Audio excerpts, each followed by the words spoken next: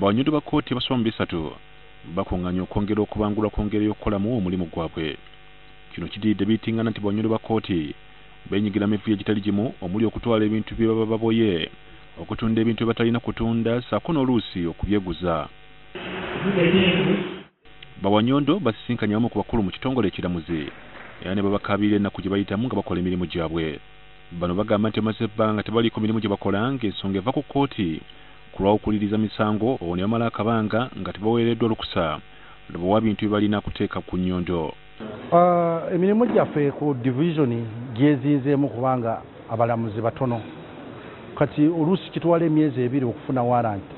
Bano era bagamba nti basisinkana obukambwe okuva mu bantu aba tebaagala kubajja ku bintu byabwe era gye biggwera nga n'oluusi babakubye.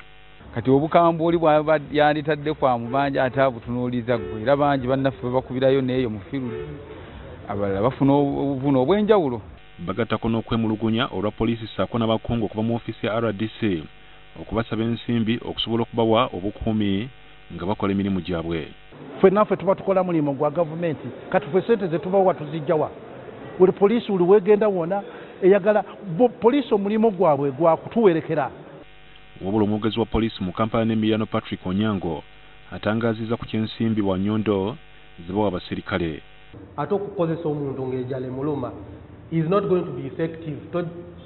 Tajja kukolera bulungi. Naye oba olaba nti ejjala emuluma n'omugulirako ku langi n'amazzi ajja kukolera bulungi.